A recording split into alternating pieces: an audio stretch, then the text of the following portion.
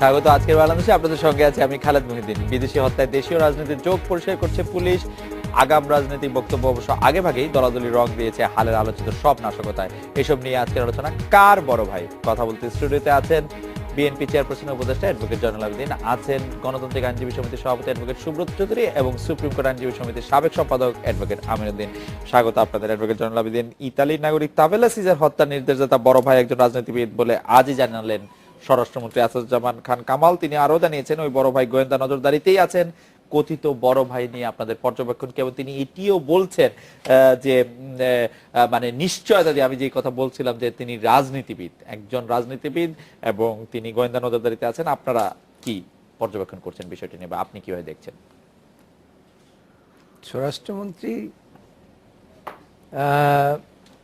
প্রথম থেকে একটি কথা বলেছে যে আইএসআই জড়িত নাই, কিন্তু কারা জড়িত আছে এটা তিনি বের করে ফেলবেন। এখন আজকে পত্রপত্রিকায় দেখলাম এবং টেলিভিশনেও দেখলাম যে 4 জন ব্যক্তিকে গ্রেপ্তার করেছে এবং সেখানে ওরফে ওরফে ওরফে ওরফে কজনের ইয়ে করা আছে। এখন এই বড় ভাইকে, বড় ভাই বলতে নামটা যেহেতু প্রকাশ করেন নাই, কাজে আমরা এই সম্বন্ধে চিন্তা ভাবনা কি করতে পারি? আমাদের চিন্তা হলো যে প্রকৃত যারা অপরাধী তাদেরকে আদৌ সরকার ধরতে পেরেছে কিনা। কারণ একটার পর একটা ঘটনা ঘটে যাচ্ছে এবং প্রতিটি ঘটনার সাথেই একটি বৃহৎ রাজনৈতিক দলের নেতাদেরকে মেনশন করা হচ্ছে, দলকে মেনশন করা হচ্ছে। কিন্তু এইরকম অবস্থার মধ্যে প্রকৃত অপরাধীরা কি ধরাছোঁয়ার বাইরে থেকে যায় কিনা, সেইটাই হচ্ছে আমাদের সন্দেহ। অ্যাডভোকেট জয়নুল আবেদিন, আপনার কাছে আমি আবার আসি। অ্যাডভোকেট সুব্রত চৌধুরী, জজ মিয়া কাণ্ড কারণে আলোচিত নাশকতা তদন্ত এখন আমরা পুলিশি তদন্তে সেভাবে আস্থা রাখতে পারছি না।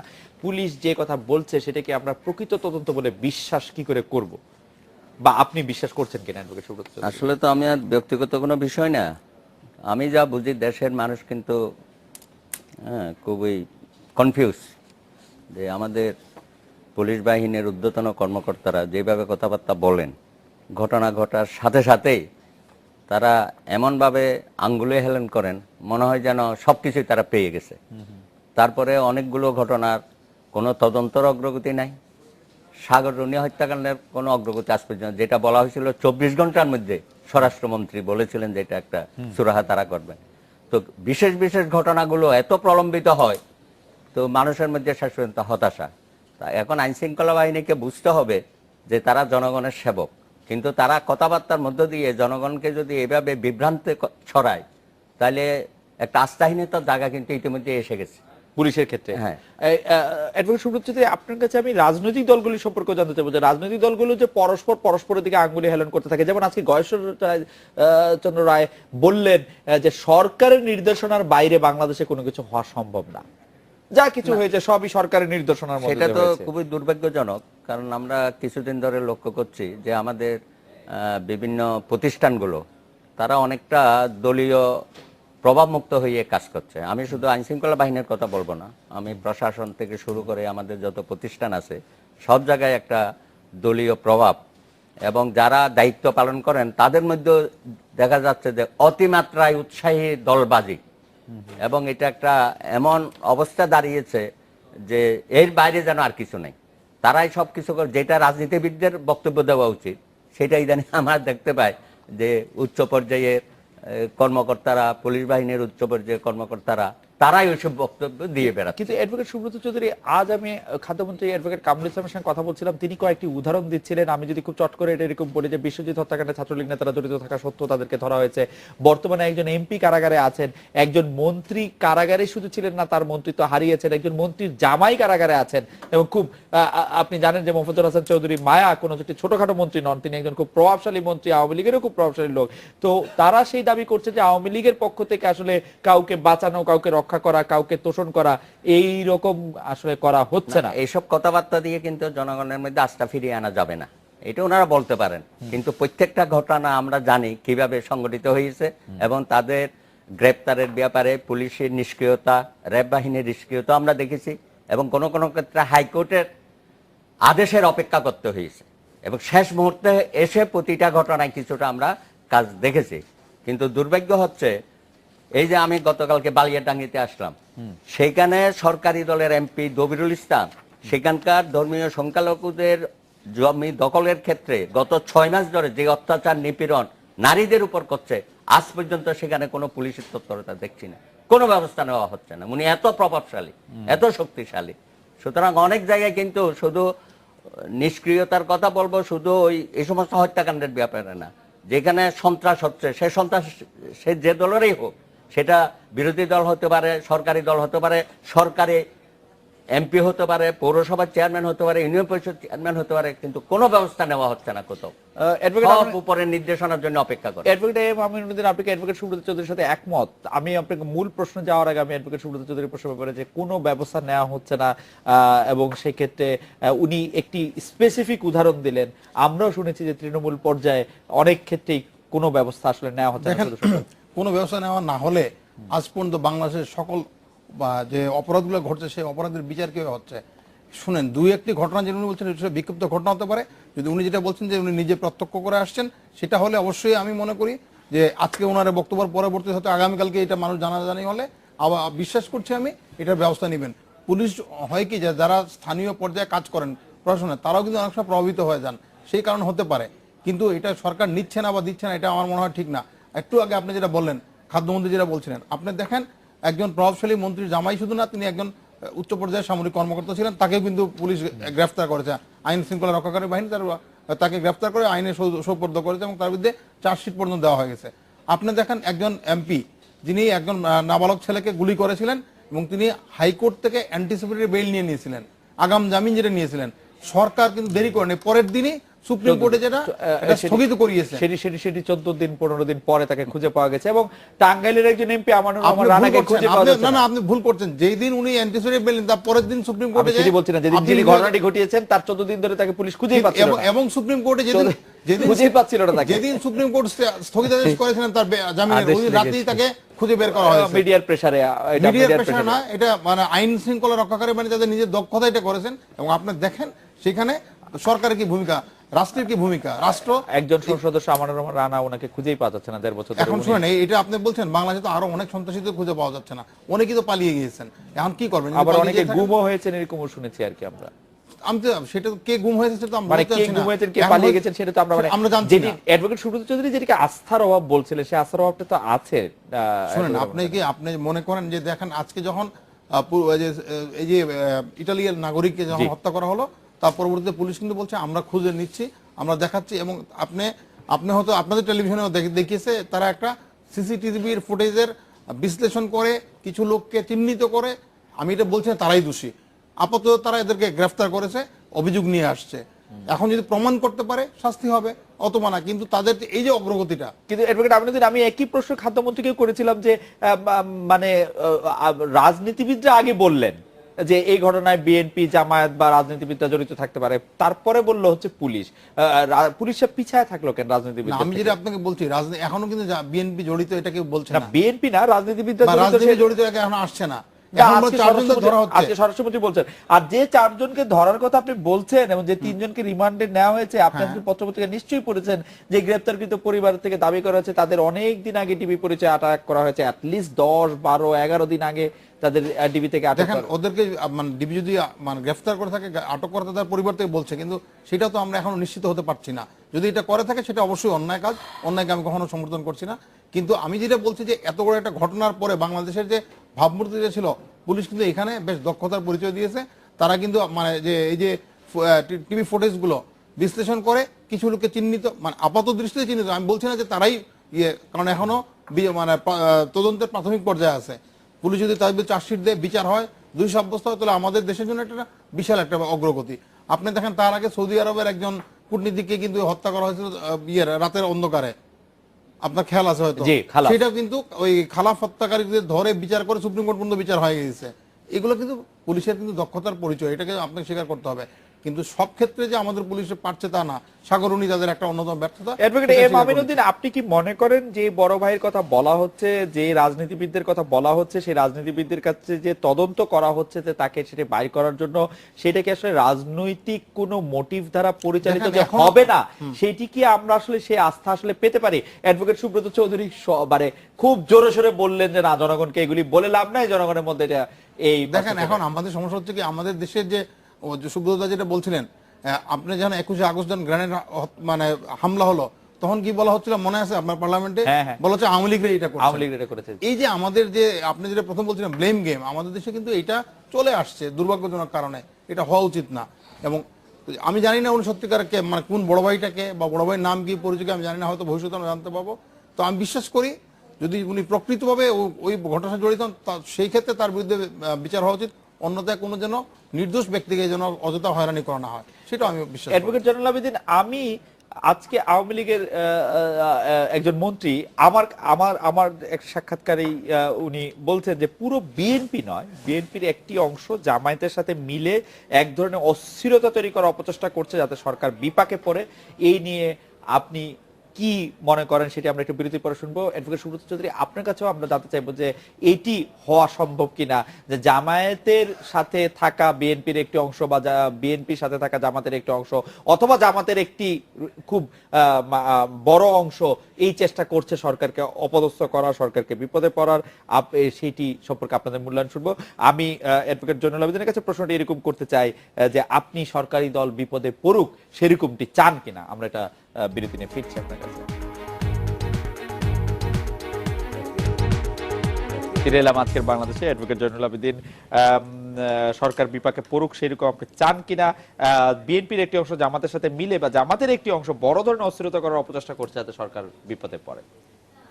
খালেদ, আপনাকে ধন্যবাদ। আপনি যে প্রশ্নটি করেছেন, বিএনপি একটি গণতান্ত্রিক রাজনৈতিক দল। এখন বিএনপি পার্লামেন্টে নাই। এই পার্লামেন্টে না থাকা সত্ত্বেও আপনি দেখবেন পার্লামেন্টে দাঁড়িয়ে সর্বপ্রথমেই মানে অন্য দেশের অন্য সমস্যার চাইতে বড় সমস্যা হচ্ছে বিএনপি, এবং এইটা নিয়ে এই পার্লামেন্টের সদস্যরা এবং আলোচনায় এসে যায়। কোথাও একটা খুন হইলো, কোথায় কি হইলো না হইলো, সেখানেও বিএনপিকে জড়িত করে ফেলে। তো এখন আপনি অংশ বলেন, আর অংশ বললে তো চলবে না। বিএনপির কোনো পার্ট বলতে কিছু নাই। বিএনপি অ্যাজ এ হোল একটা পার্টি, গণতান্ত্রিক পার্টি। তো বিএনপি সরকারকে বিপদে ফেলে বিএনপি করার কোনো ইচ্ছা, বিএনপির বা কোনো কিছু করার ইচ্ছা আছে বলে আমি বিশ্বাস করি না। এই বছরের বিএনপি যা দাবি করে সেটা ওপেনলি করে এবং বিএনপি আন্দোলনের মধ্যেই থাকে এবং সেই অবস্থার মধ্যেই আছে। এখন দেখেন বিএনপি বা প্রধান গেছে চিকিৎসার জন্য, সেখানেও তার অপরাধ। সেখানেও কেউ কেউ বলছেন যে উনি আর আসিবেন না। না না, সেটা কেউ বলছে না, কিন্তু আমরা বিএনপির কাছে ওখানে বসে নাকি বিদেশিদেরকে এখানে হত্যা করছে। অ্যাডভোকেট জয়নুল আবেদিন, আমরা বিএনপির পক্ষ থেকে শুনেছিলাম যে উনি অক্টোবরের প্রথম সপ্তাহে আসবেন, তারপর শুনেছিলাম যে মাঝামাঝি আসবেন, তারপর শুনেছিলাম যে শেষে আসবেন, এখন আবার শুনছি নভেম্বরের প্রথম সপ্তাহে আসবেন। সেই জন্য নানা ধরনের মানে কনফিউশন তৈরি হচ্ছে। এটা একটা লোক যখন চিকিৎসায় যায়, ওনার অনেকগুলো প্রবলেম আপনি জানেন, যে তার পায়ের কিছু প্রবলেম আছে, লন্ডনে চোখের প্রবলেম, চোখের প্রবলেম আছে। চোখে আমি কালকে পর্যন্ত যেটা আমি শুনেছি যে ওনার চোখের অপারেশনের যে ইয়েটা করেছিল সেটা এখনো ভালো হয়নি। তো এই অবস্থার মধ্যে রয়েছে। তো এখন সেখানে তাকে জড়িয়ে যেভাবে ব্লেম করা হচ্ছে যে উনি ওইখানে বসে এই মানুষ হত্যা করছে, আরে উনি ওখানে গেছে পারিবারিকভাবে, তারপরে চিকিৎসার জন্য উনি ওখানে, তো এই অবস্থার মধ্যে নাই। এখন কথাটা হচ্ছে যে কেন বা সরকারের এত ভয় বিএনপিকে? যদি এতই ভয় হয়, চোরের মনের যদি পুলিশই হয়, তাহলে পরে ধরা দিলেই পারে। এখন কথাটা হচ্ছে, মূল বিষয়টি হচ্ছে কি জানেন, মূল বিষয়টি হচ্ছে যে গণতন্ত্রে জনগণের প্রতি যখন কোন সরকারের আস্থা হারিয়ে যায়, তখনই সেই সরকার তখন এই সমস্ত ব্লেম গেম দিতে থাকে। এখন মনে হচ্ছে যে সরকারের আসলে তার নিজস্ব বাহিনীর উপরে আস্থা নাই, তার বা জনগণের উপরে আস্থা নাই, কোন বিভাগের উপরে আস্থা নাই। তো এখন কি করবে? কোনো আস্থা না থাকলে তখন এই কথা তো ঠিক, এটা যে সরকারের বিপক্ষে যারা আছেন তারাই সেটি করেছেন, কারণ সরকারের পক্ষে তার এরকম একটি কাজ করা সম্ভব নয়। মানে সেই জন্যই সরকারের হয়তো তার প্রধান বিরোধীকেই সেটি করেছে বলে আমার দাদা একটা কথা বলছে না, যে সরকারি দলের লোকেরা সংখ্যালঘুদের বাড়ি দখল করে। আমিনুদ্দিন সাহেব একটু প্রতিবাদ করেছেন। এই যে সুলতানা কামাল, তিনি গতকালকে বলেছেন যে আপনার এই যে সংখ্যালঘুদের যে বাড়িঘর আমরা একসাথে ছিলাম। সরকারি দলের লোকেরাই এবং করেছে, এবং সেইটার থেকে বিরত থাকার জন্য, এবং সে আরো কিছু কথাবার্তা বলেছে। এটা কিন্তু সুব্রত বাবুর কথা না, এখানে আমরা একসাথেই তো গেছি। ও তাহলে আপনি গিয়ে থাকলে আমি জানি না। এখন কথাটা হচ্ছে উনিও একটা তো আপনি যে উনি কথা এটা বললেন particular- যে সরকারি দল বিব্রত, তো এই যে এই সমস্ত কর্মকাণ্ড করলে বিব্রত হয় কে? সরকারি দল হয় না, সরকার হয় না, অন্য কেউ হয়? তারপরে তো করে যাচ্ছে। আপনি দেখবেন যে এই যে ওই যে এমপি সাহেব যে গুলি করেছে, তো সেটা কি এটা বলে দিতে পারতো যে বিএনপি ওই সরকারি দলের এমপি সাহেবকে দিয়া করিয়েছে, শুধু ওইটা শুধু বলা বাকি আছে। তার মানে আপনি বলতে চাইছেন যে যাই হোক, আমি একই প্রশ্ন নিয়ে অ্যাডভোকেট সুব্রত চৌধুরী আপনার কাছে আসতে চাই যে জামাতের সঙ্গে মিলে একটি অস্থিরতা তৈরি করার অপচেষ্টা করছে কিনা যাতে সরকার বিভাগে না পড়ে। দেখুন, এখানে জামাত বা ছাত্র শিবির তাদের অবস্থানটা কিন্তু বাংলাদেশের পর থেকেই আমরা জানি। হ্যাঁ, যে সন্ত্রাসী কর্মকাণ্ড শিবিররা কিভাবে করেছে বিভিন্ন বিশ্ববিদ্যালয়ে, চট্টগ্রাম বিশ্ববিদ্যালয়, রাজশাহী বিশ্ববিদ্যালয় সহ। সুতরাং তাদের যে কর্মকাণ্ড সেগুলোর সাথে আমরা কিন্তু খুবই পরিচিত, তার সাথে জামাত। এখন যেখানে জামাতকে এটাকে ব্যান করার প্রশ্ন আসে, ওয়ার্ড ট্রাইব্যুনালের রায়ও বলা হয়েছে যে এটা একটা সন্ত্রাসী সংগঠন, হ্যাঁ, এটার এখানে কর্মকাণ্ড থাকা উচিত না। তাহলে সরকার কেন তাদেরকে ব্যান করে না? আমাদের বড় প্রশ্ন। জামাতকে নিষিদ্ধ করার প্রশ্নে যখন এখানে দাবি উঠে, তখন বলে যে না, এটা তো কোর্ট ঠিক করবে। এখন সবকিছু কোর্টের ঘাড়ে দিয়ে, আর সরকার শুধু যে কোনো একটা ঘটনা ঘটলেই জামাত শিবির করেছে, আবার সঙ্গে বিএনপি করেছে, আবার আইএস নাই, জঙ্গিও নাই। তাহলে যদি একমাত্র দেশকে অস্থিতিশীল করার জন্য জামাত শিবির যদি সব জায়গায় থাকে, তাহলে তাদেরকে এখানে আইনগতভাবে কর্মকাণ্ড করতে দেওয়ার কি কারণ থাকতে পারে আমরা বুঝি না। একটি এই প্রশ্নের জবাবে কেউ কেউ বলছেন সরকার শীর্ষ নেতারা যে আন্ডারগ্রাউন্ডে গেলে তারা আরো ভয়ঙ্কর হয়ে উঠবেন। না, এটা কোনো কথা হইতে পারে না। কেন? জামাত শিবির তো নিষিদ্ধই ছিল, বঙ্গবন্ধু নিষিদ্ধ করেছিলেন। আমাদের সাংবিধানিক ভাবে তো তাদের এখানে রাজনীতি করার কথা না। তো তখন কি কর্মকাণ্ড তারাই করতো না অন্যরা করতো? তখন তো অন্য গ্রুপ দাঁড়িয়ে গেছিল। আমরা একটু অ্যাডভোকেট আমিনুদ্দিন আপনার কাছে আসি যে জামায়াত শিবিরকে নিষিদ্ধ করার দাবি কিন্তু আসলে অনেক মহলগুলি থেকে উঠছে। সরকারের শীর্ষ নেতৃবৃন্দ অনেকবার বলেছেন, খোদ প্রধানমন্ত্রী জামায়াত শিবিরকে জামায়াতকে সন্ত্রাসী সংগঠন বলেছেন। তারপরও জামায়াতকে নিষিদ্ধ করার ক্ষেত্রে আসলে আপাত বাধাটা কোথায়? দেখেন, আমাদের যে এখন যে সংবিধানে তাদেরকে কিভাবে আপনি বাধা দিবেন? রাজনীতি করার সবার অধিকার আছে, মত প্রকাশের অধিকার আছে। সেই ক্ষেত্রে আমাদের যে আমাদের সংবিধানের সাথে নির্বাচন কমিশনের নির্বাচন করার ব্যাপার বা নির্বাচনে নিবন্ধিত হওয়ার জন্য কতগুলো ওদের নির্দেশনা আছে, যে আমাদের যে ইলেকট্রাল রুল আইন যেটা আছে আমাদের, সেই আইন অনুযায়ী নিবন্ধন নিতে হয়। সেই নিবন্ধনে করতে গেলে কতগুলো বিষয় মানতে হয় যে আমাদের সংবিধানের সাথে যাতে সাংঘর্ষিক না হয়। তাদের কতগুলো ক্লজ ধারা ছিল যেগুলো সাংঘর্ষিক, যেই কারণে একটি মামলা হয়েছিল সুপ্রিম কোর্টে, যেখানে তিনজন বিচারপতি দুজন বলছেন না, জামাতের নিবন্ধন বাতিল করার পক্ষে ওনারা রায় দিয়েছেন। সেই রায়ের মানে বিরুদ্ধে বর্তমানে সুপ্রিম কোর্টের আপিল বিভাগে একটি পিটিশন বিচারাধীন রয়ে গেছে। সেই পিটিশনটা বিচারাধীন থাকা অবস্থায় এখন যদি আপনি সাসপেন্ড ওদের বাতিল করেন সেই ক্ষেত্রে কি হবে? তখন তো একটা প্রশ্ন সেই আসবে না, মামলাটা পার্সু করে না কেন? সেই সব মামলা পার্সু না, করতে সেই মামলাটা পার্সু করে না কেন সেটা একটা প্রশ্ন।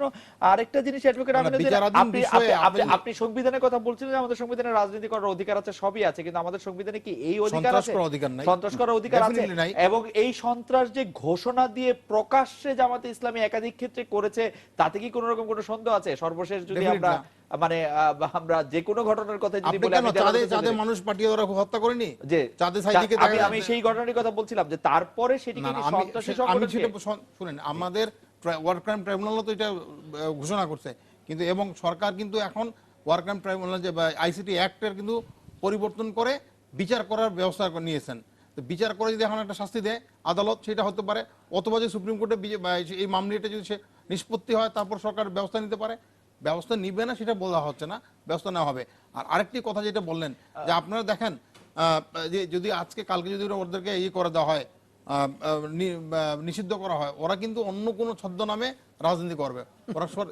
দৃশ্যমান হচ্ছে দলে দলে জামাত শিবির আওয়ামী লীগে যোগদান করতে। বিচার আমাকে বলতে দেন, বিচার করতে হবে, বিচার করতে হবে, শাস্তি দিতে হবে, নিশ্চিত করতে হবে। সংগঠনের বিচার এবং শাস্তির কথা আপনি বলছেন, কিন্তু আমরা কিন্তু শুধু সংগঠন না, আমরা কিন্তু দেখি অপরাধীদের শুধু সংগঠন না, সংগঠনের সাথে যারা জড়িত তাদের বিচার করতে হবে, শাস্তি দিতে হবে। অ্যাডভোকেট আমিনুদ্দিন, জামায়াত শিবির বাংলাদেশের অস্তিত্বের কথাই বলে নাই, এবং যেটি অ্যাডভোকেট সুব্রত চৌধুরী বলেছিলেন যে বঙ্গবন্ধুর আমলে তারা নিষিদ্ধই ছিল। হ্যাঁ। এই সংগঠনটি যে ঘোষণা দিয়ে বিভিন্ন সময় বিভিন্ন কাজ করেছে, সেটা 2015 সালের প্রথম 3 মাসের মধ্যে, 2013 সালের শেষ 6 মাসের মধ্যে তারা এরকম অনেকগুলি কাজ করেছে। না, ভারতে করেছে। কিন্তু না, বাধ্য হয়ে করেছে। আমরা যদি না, বলি ভারতে করেছে, বাধ্য হয়ে আমি বলছি না। ভারতে সাইদিকে ফাঁসি যে ভারতে করেছে, সাইদির ট্রাইব্যুনাল বিচারের ক্ষেত্রে করেছে, ভারতে করেছে, 13তে করেছে। আমরা যদি বলি যে আওয়ামী লীগ সরকার আসলে রাজনৈতিক কৌশলের অংশ হিসাবে জামায়াতের নিষিদ্ধ করাটাকে ঝুলিয়ে রেখেছে, সেটা কি আসলে বেশি বলা হবে? দেখেন, এটা যদি আপনারা বলেন সেটা আপনার নিজস্ব দৃষ্টিভঙ্গিতে বলছেন, কিন্তু আমার মনে হয় যেহেতু একটি মামলা বিচারাধীন রয়ে গেছে, এই মুহূর্তে যদি কোনো ব্যবস্থা না হয়, বলা হবে যে বিচারকে প্রভাবান্বিত করার জন্য, বা এটা আমাদের মেলাফাইডি অ্যাকশন বলে যেটা আমরা বলি আইনের ভাষায়, সেই কথাটাই আসবে। কারণ আপনি যখন মামলাটি বিচারাধীন, কেন আমরা অপেক্ষা করতে পারছি না মামলাটি নিষ্পত্তি না হওয়া পর্যন্ত? না, মামলাটি নিষ্পত্তি হওয়ার কোনো, এই মামলাটি বিচারাধীন আছে 2011 সাল থেকে আসলে। না, আপনি ভুল করছেন। এই মামলার রায়টা হলো কবে? 2014-তে রায় হলো। কোন মামলাটা? এই যে মানে জামাতের নিবন্ধন বাতিল করার জন্য।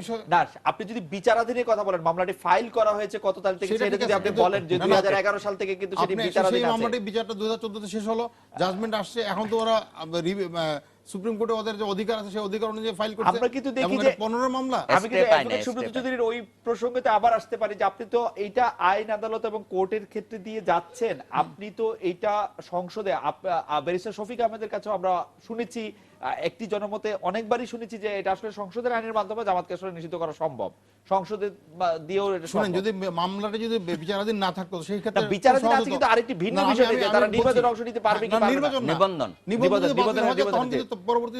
পরবর্তী পদক্ষেপে তার বন্ধ করে দেওয়া। আপনি নিবন্ধন না থাকে, সেই ক্ষেত্রে তো সে তো আর বাংলাদেশে না, নিবন্ধন ছাড়াও কিন্তু সংগঠন করা যায়। নিবন্ধন ছাড়াও সংগঠন কি করা যায়। রাজনীতি করবে তারা? তখন তো বন্ধ করাটা খুব ইজি হবে। রাজনীতি করা মানে কি? সেই ক্ষেত্রে তো আপনাকে তখন যদি সরকার যদি ওদের নিবন্ধনটা সুপ্রিম কোর্ট পর্যন্ত এটা মানে ওদের মামলাটা নিষ্পত্তি হয়ে যায়, এবং সেটা যদি তাদের নিবন্ধনের বিরুদ্ধে যায়, সেই ক্ষেত্রে তাদেরকে বাতিল, তাদের বিরুদ্ধে নিষেধাজ্ঞা দেওয়া, তাদের বিরুদ্ধে ব্যান করে দেওয়া, তাদেরকে কার্যক্রম বন্ধ করা অনেক ইজিয়ার হবে। আপনার কাছে কি মনে হচ্ছে? আপনাকে শুনেন, আমি এটা কথা বলছি, আমাদের দেশে আমরা যখন যুদ্ধাপরাধের বিচার করি, আমরা যখন যুদ্ধাপরাধের বিচার করি, তখন কিন্তু বলা হয় যে মানে এটাকে আমাদের দেশে ওদেরকে বিচার করা হচ্ছে, তখন পাকিস্তান থেকে, অমুক দেশ থেকে, তমুক দেশ থেকে অনেক কথা বলা হয়। আজকে কিন্তু যখন এটা বলা হবে, তোমাদের মত প্রকাশটা বন্ধ করে দেওয়া হচ্ছে। এই জন্য বলা হচ্ছে যে এই বিষয়টি যত নিষ্পত্তি হওয়ার পরে সরকার ব্যবস্থা নিবে। যদি এখনই ব্যবস্থা নেয়, বলা হবে তাদের, যেহেতু তারা বিরোধী দল করছে, তাদের মত প্রকাশটাকে বন্ধ করার জন্য করা হচ্ছে, তখন কিন্তু অন্য প্রশ্ন আসবে। আমার মনে হয় যে সেটি মানে সরকারের কাছে অনেক রকম প্রশ্নই থাকতে পারে, কিন্তু সরকার কতগুলো প্রশ্নের কিভাবে জবাব দেয় সেটি মানে আমাদের দেখার জিনিস। আমাদের দর্শকরা জানতে চাইছেন অ্যাডভোকেট জয়নুল আবেদীন যে কারা বড় ভাই সেটি জানতে চাই। আমাদের রাজনীতিতে কয়েকদিন আগে মহামান্য রাষ্ট্রপতি একটি কথা বলছিলেন যে আমাদের রাজনীতিতে আসলে ব্যবসায়ীদের পকেটে ঢুকে গেছে, এটি সবচেয়ে কলঙ্কজনক অধ্যায়, এবং এর থেকে একে মুক্ত করতে হবে। আইন ব্যবসাও আসলে একই রকম ব্যবসায়ী। আপনারা ব্যবসা নয়, পেশা। আমাদের পেশা, ব্যবসা না। সরি, কেন আইন পেশা না, আইনের সাথে তো আপনি তো এটাকে ব্যবসা করি না, আমরা পেশা। না, এটা পেশা, এবং এটা হচ্ছে আপনার সেবার পেশা। আইন কি আসলে একটা মানে আইনের সাথে বাংলা ভাষায়, বাট ইট ইজ সেবার পেশা, এবং এটা মানুষকে সেবা দেওয়া। আমার জীবনে একবারই দেখলাম যে একটা মামলা দেখলাম যে কিছু আইনজীবী গ্রেফতার হয়েছেন, তারা বলছেন তারা মামলার টাকা নিয়েছেন ফেরত দেওয়ার জন্য। এটা আমার মনে হয় এটা রেয়ার অফ দ্য রেয়ারেস্ট। এটা যে দাবিটা করছেন, তবে আইনের সাথে বাংলা ভাষায় আইন ব্যবসাটা জড়িত। আইন ব্যবসায় আছে, আইন ব্যবসা বলে কোনো আইন পেশা, যারা বলেন আইন ব্যবসার সাথে জড়িত, তারা আসলে আইন পেশা করেন না, তারা আইনের জগতেও থাকেন না। আমরা আসলে একটা বিরতি নেই, পেশা আর ব্যবসার মধ্যে একটা বড় পার্থক্য হয়তো এরকম যে পেশায় যদি আপনি থাকেন তাহলে আপনি বছর শেষে এটা সেবামূলক আইন পেশা, কিন্তু আমাদের কিছু বন্ধু এটাকে ব্যবসায় ব্যবসা হিসেবে ধরে নিতে অনেকে হয়তো করতে পারেন, সেটা কিন্তু না, কিন্তু আমাদের পেশাটা হচ্ছে পেশা। আপনি সেটাকে সেই জন্য সমস্ত আইনজীবী কমিউনিটিকে ব্যবসায়ীর কাতারে নিয়ে আসতে পারবেন না। আমি আসলে ব্যবসায়ী বলতেই যে শুধু খারাপ, আমি সেটাও আবার বলা যাবে না। লাভ লস অনেক কিছু আছে। আপনার ব্যবসায়ীরা এন্টারপ্রেনার, তারা ব্যবসার ক্ষেত্রে থাকবে, সেবা দিব, বিনিময়ে আমি কিছু পাচ্ছি। আমি একটা বিরতি নেই, বিরতির পর ফিরে এসে এই বিষয়ে আরো আপনাদের কথা শুনবো।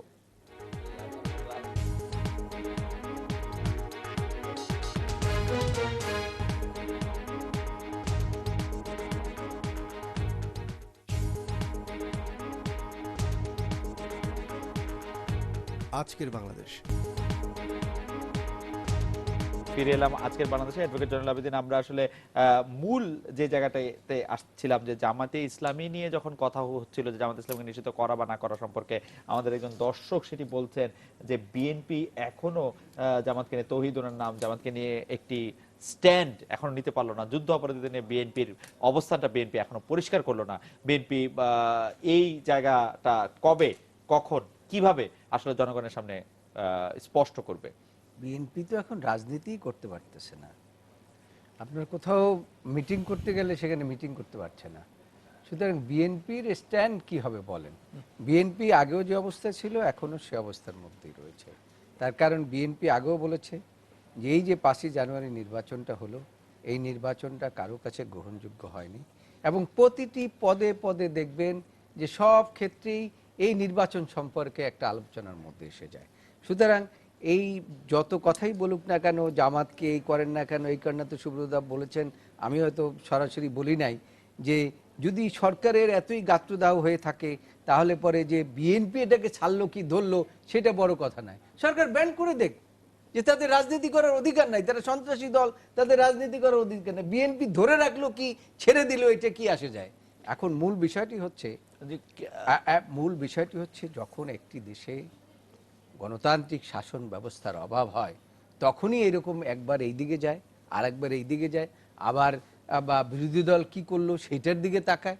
সুতরাং আমি মনে করি যে এখনো সময় আছে সরকারের হাতে। সরকার যদি প্রকৃতপক্ষে দেশকে ভালোবাসেন, দেশের মানুষকে ভালোবাসেন এবং গণতান্ত্রিকভাবে দেশ চালাতে চান, তাহলে সরকারের উচিত সেভাবে করে আচরণ করা এবং সেভাবে করে এগিয়ে যাওয়া।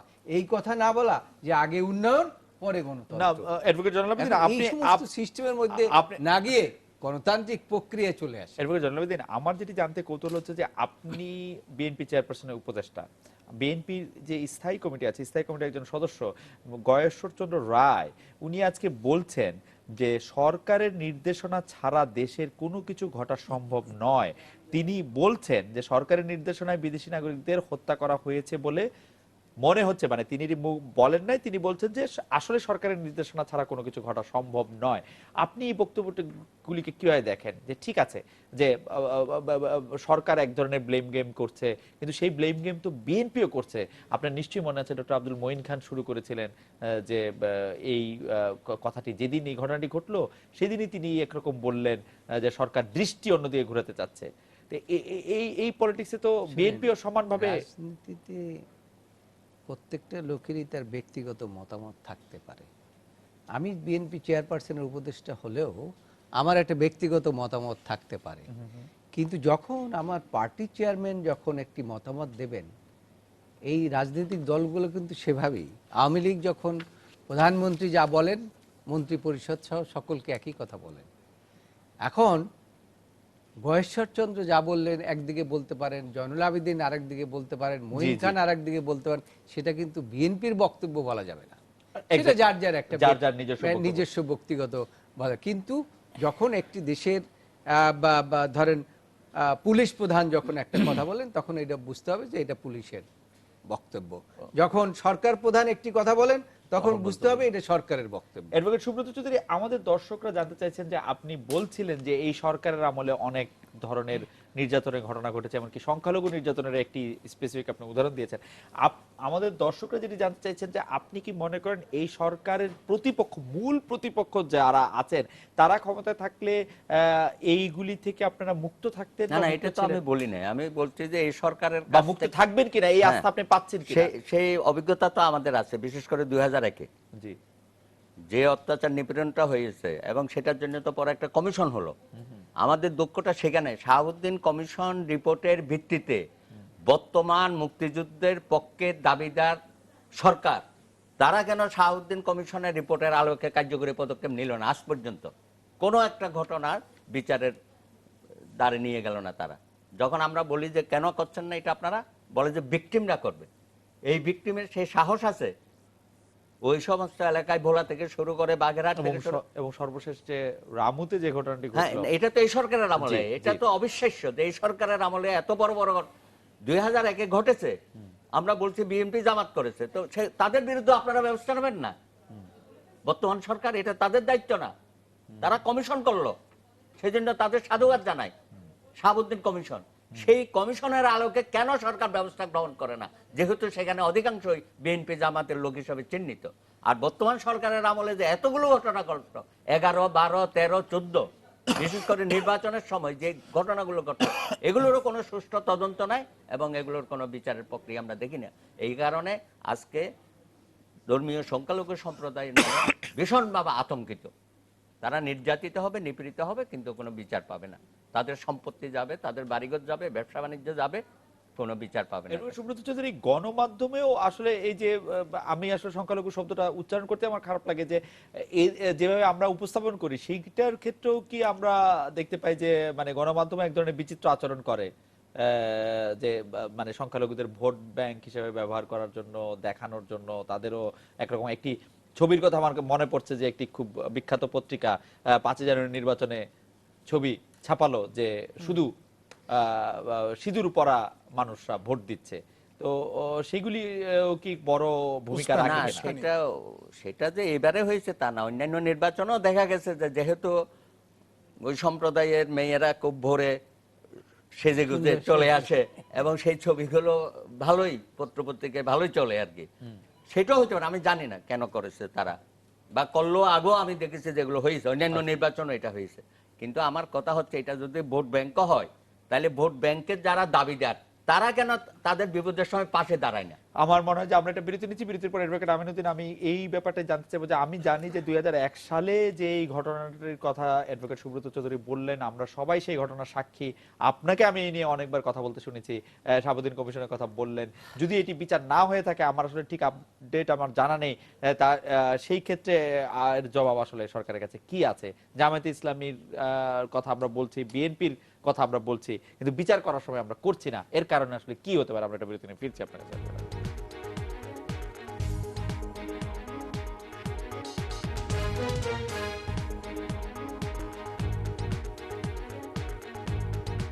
ফিরে এলাম আজকের বাংলাদেশে। অ্যাডভোকেট আমিনুদ্দিন, আমি অ্যাডভোকেট সুব্রত চৌধুরী একটি প্রশ্ন তুলেছিলেন যে কখনোই জামাত ইসলামীর ব্যাপারগুলি নিয়ে কথা বলতে আওয়ামী লীগ ছাড়ে না, কিন্তু বিচার করার ক্ষেত্রে 2001 সালের বিচারও এখন পর্যন্ত যারা বা বিচার করার কথা সরকারের, তাদের বিচার করা হয়নি বা বিচার প্রক্রিয়াটি এগোয়নি। আমি যে আমার যতটুকু জানা মতে যে জনাব শাহাবুদ্দিন সাহেব, এখন যিনি দুদকের কমিশনার, উনি অবসরপ্রাপ্ত জেলা জজ হিসেবে একটি কমিশন করেছিলেন, যেটা বলে শাহাবুদ্দিন কমিশন বলছেন, সে উনি একটা কমিশন করে পূর্ণাঙ্গ তদন্ত করে বিভিন্ন জেলা উনি ঘুরে ভিকটিমদের সাক্ষ্য গ্রহণ করে বক্তব্য নিয়ে এবং অন্যান্য পারিপার্শ্বিক অবস্থা বিবেচনা করে উনি রিপোর্ট দিয়েছিলেন। সেই রিপোর্টের ভিত্তিতে পুলিশের আইজিপি হেডকোয়ার্টার্সের নেতৃত্বে হেডকোয়ার্টার্সে একটি কমিটি করেছে। সেই কমিটির সুপারিশের ভিত্তিতে অনেকগুলো মামলা হয়েছে, কিন্তু মামলাগুলো এখনো হয়তো অনেক মামলা আমি ঠিক জানি না চূড়ান্ত হয়েছে না, সেটা আমি বলতে পারছি না, কিন্তু মামলা হয়েছে। কিন্তু সুব্রত যেটা বলছেন সেটা আমিও একমত যে মামলাগুলো আর ত্বরান্বিত হচ্ছিল, বিচারটা নিশ্চিত করা হচ্ছিল। কিন্তু এইখানে একটি যেটা সমস্যা হচ্ছে কি, যারা ভিকটিম তারা কিন্তু অনেক সময় আসতে পারছেন না সাক্ষী দিতে। এইখানে সরকারকে তাদেরকে সাহস দিতে হবে, নিশ্চিত দিতে হবে তারা সাক্ষী দিতে পারেন এবং বিচারটা যেন হয়। তারা যারা এই 2001-এ এই ধরনের এদেশের মানুষকে শুধুমাত্র একটি দলকে ভোট দেওয়ার অপরাধে যে নির্যাতন নিপীড়ন করেছে, তাদের যে বিচার না হয়, ভবিষ্যতে মানুষ ভোট দিতে আসতে ভয় পাবে। এটা কিন্তু সরকারের অবশ্যই দায়িত্ব এবং আমি আশা করব এই বিচারগুলো অতি দ্রুত করে যারা শাস্তি মানে প্রকৃত অপরাধী, যারা মানুষকে এবার নির্যাতন করেছে, আমাদের মানুষজনকে হত্যা নির্যাতন করেছে, তাদের বিচার করতে হবে, শাস্তি নিশ্চিত করতে হবে, তাতে ন্যায় বিচারটা প্রতিষ্ঠিত হবে। অ্যাডভোকেট জয়নুল আবেদীন, আমরা দেখতে পাচ্ছি যে রাজনৈতিক দলগুলির বিরুদ্ধে দুর্বলের উপর অত্যাচারের অভিযোগটা সবসময় করে, সে ধর্মীয় ভাবে মানে কম লোকের মানে মাইনরিটি হয়ে থাক বা অন্য কোনোভাবে, যে সে যদি দুর্বল হয় তার প্রতি অত্যাচারটা খুবই প্রবল হয়ে ওঠে। এই বিষয়টি আপনি কিভাবে দেখেন? আপনার কাছেও নিশ্চয়ই এর প্রতিকার চাইতে অনেকে না, আমি নিজে ব্যক্তিগতভাবে দুর্বলকে উপরে কখনো আঘাত হানি না এবং আমি কখনো ওইভাবে দেখি না। আর রাজনৈতিক দল দুর্বলের উপরে আঘাত হানে সেটাও ঠিক নয়। বিষয়টি হচ্ছে আদর্শগত ব্যাপার বিষয়। আর দেখবেন যে আমাদের দেশে যারা সব রাজনৈতিক দলই বলে, শোনেন আমি কি, সন্ত্রাসীরা কিন্তু মাইনরিটি কম, অল্প সংখ্যক।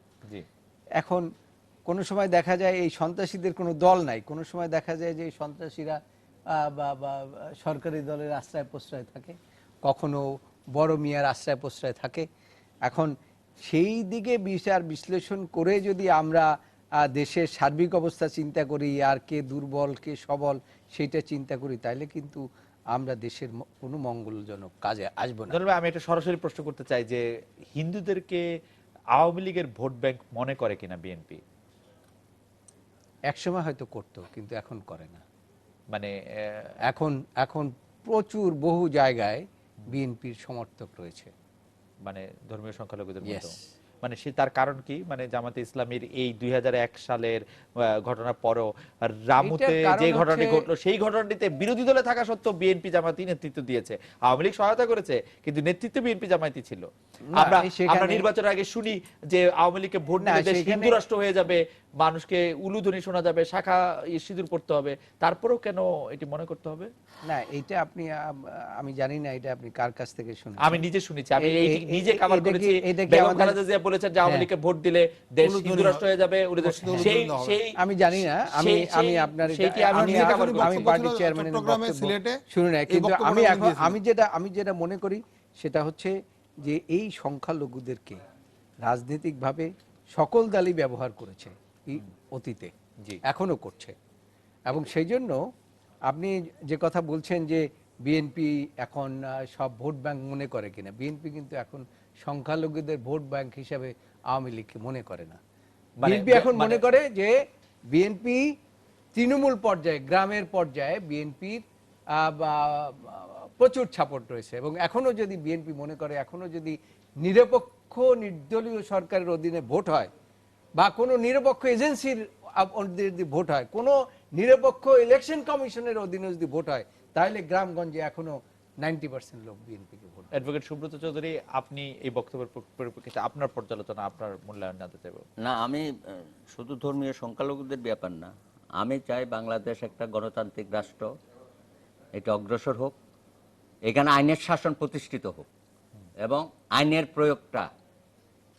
প্রয়োগটা সঠিকভাবে কার্যকর করা হোক। কিন্তু আমরা দেখতে পাচ্ছি এই সময়ের মধ্যে আইনের শাসন এবং আইনের প্রয়োগ দুইটাই প্রশ্নবিদ্ধ। কারণ আজকে পুলিশ প্রশাসন এমনভাবে সাজানো হয়েছে, সরকারি দলের কোনো নেতা কর্মীরা যদি অপরাধ করে তাকে অপেক্ষা করতে হয় উপরের নির্দেশনার জন্য তাদের গ্রেফতার করবে কিনা। না, কিন্তু অ্যাডভোকেট সুব্রত চৌধুরী খুবই ঢালাও মন্তব্য হচ্ছে কিনা। না, আমি বলছি যে কারণ হচ্ছে যে আমার মনে পড়ে না যে কোন সরকারের সময় মন্ত্রী এমপি একসঙ্গে জেল কেটেছেন সরকারি দলের, চাকরি চলে গেছে বা সরকারি দলের খুব গুরুত্বপূর্ণ লোকের, এরকম তো খুব বেশি। আমি সেটা বলছি না, আমি আইনের প্রয়োগটা বলছি, যে মানে তাদের অপেক্ষা করতে হয় যে কখন মানে নির্দেশনা আসবে। সেটা হচ্ছে দলমত নির্বিশেষে বা সন্ত্রাসী বা অপরাধী যেই হোক, সেই ব্যাপারে পুলিশের তাৎক্ষণিক ব্যবস্থা গ্রহণ করতে হবে। উনি যদি অপেক্ষা করেন কারোর জন্য একরকম, অন্যদের জন্য আরেক রকম, সেটা যেন না হয়, আমার প্রত্যাশা এটা। অ্যাডভোকেট আমি কিন্তু অ্যাডভোকেট সুব্রত চৌধুরীর এই বক্তব্যের সাথে একমত। পুলিশ যাই করুক একটু যেন উপরের দিকে তাকিয়ে থাকে, একটু যেন নির্দেশনা, পুলিশ যেন ঠিক স্বাধীন নয়, পুলিশ যেন ঠিক একটু মানে আইনের ঠিক রক্ষক নয়, ধারক এবং মানে পালন করে নির্দেশ। মানে আমরা দেখি যে সবকিছুর জন্যই হয় মাননীয় প্রধানমন্ত্রীর নির্দেশের জন্য অপেক্ষা করতে হয় আমাদের, না হয় স্বরাষ্ট্রমন্ত্রী নিজে এটি দেখতে হয়। এটি কেন আসলে? দেখেন, আপনি যেটা বলছেন সেটা আমাদের শুধুমাত্র পুলিশকে কেন বলছেন? আপনার বাংলাদেশে দেখেন, আপনি যে এই যে টিমটা চালান, আপনি যে টিভিটা চালান, সবাই কিন্তু আপনার মুখের দিকে তাকিয়ে থাকে। আপনি কি আমি বলছি, এটা আমি একদমই মানতে পারবো না। আমি এখানে বসে থাকা অবস্থায় অনেকগুলি মানে সিদ্ধান্ত নেওয়া হয়েছে, যার জন্য আমি বলি আমাদের যে কালচারটা আমাদের দেশে মনে হয় কি জানেন, যিনি সর্বোচ্চ পর্যায়ে আছে তার কাছ থেকে মনে হয় অনুমোদন নিতে হবে কোনো কাজ করতে গেলে। এই ধরনের যে এটা কালচার যে আমাদের চলে আসছে, সেটা একটা অন্যতম কারণ। সেখানে বেরিয়ে আসার চেষ্টা করতে হবে, কারণ আসছে। আমি বলি আপনাকে, আমাদের দেশে এখনো যে কর্পোরেট কালচার যেটা, সেটা ওইভাবে গড়ে ওঠেনি এখনো। কর্পোরেট কালচারটা সেইভাবে গড়ে ওঠেনি যে যার তার নিজের দায়িত্বটা পালন করা। আর আমাদের দেশে যারা প্রভাবশালী, যাদের কথা আপনি বলছেন, তাদের বিরুদ্ধে শুধুমাত্র সরকারি দল বা বিরোধী দল না, যে কোনো প্রভাবশালীর বিরুদ্ধে কোনো ব্যবস্থা নিতে গেলে 3 বার তারা পুলিশের চিন্তা করে। কেন করে সেটা আমি জানি না। এইখান থেকে আমি সরে আসতে হবে, এটা আমি অস্বীকার করছি না। সর্বশেষ হাইকোর্টের নির্দেশনা সত্ত্বেও ভাতিজাকে খুঁজে পাওয়া যাচ্ছে না। আমি এখন বলছি আপনাকে, এই হচ্ছে আমাদের দেশের সমাজ ব্যবস্থা। এবং এইখানে এই দেখেন, এই প্রথম মন্ত্রীর বিরুদ্ধে মামলা হয়েছে, একজন সিটিং মন্ত্রীর বিরুদ্ধে, বাংলাদেশের প্রথম। কিন্তু আপনি একজন এমপি কে আপনি বললেন ধরা হয়েছে, একজন মন্ত্রীর জামাইকে পুলিশ ধরে নিয়ে গেছে। কিন্তু সিলেট এমসি কলেজকে পুড়িয়েছে সেটা আমরা আবার এখনো জানি না। certificate-ও পাওয়া আমরা এরকম আরো অনেক ঘটনাই জানি না। এর কারণে শুনুন, আপনি একটা অগ্রগতি বলছেন না, জি। আজকে মাননীয় অগ্রগতি হয়েছে, কিন্তু সেই রমনা বটমূলে কে এই কাজ করলো 14 বৈশাখে, এখনো আমরা পয়লা বৈশাখে এটা আমরা জানি না। আপনারা তো এখনো। বের করতে পারলেন না। আমরাই শুধু না, না, আমার কাছে তো আপনারা বাধ্যতামূলক খবর দিবেন। না, না, সাংবাদিকরা তো অ্যাডভোকেট খুঁজে অ্যাডভোকেট চেষ্টা করছেন। অ্যাডভোকেট জনাব পারেন নাই তো আপনাদের আপনারা। অনেক ধন্যবাদ। এই ছিল আজকের বাংলাদেশে দেখা হচ্ছে আগামীকাল এই সময়। শুভরাত্রি।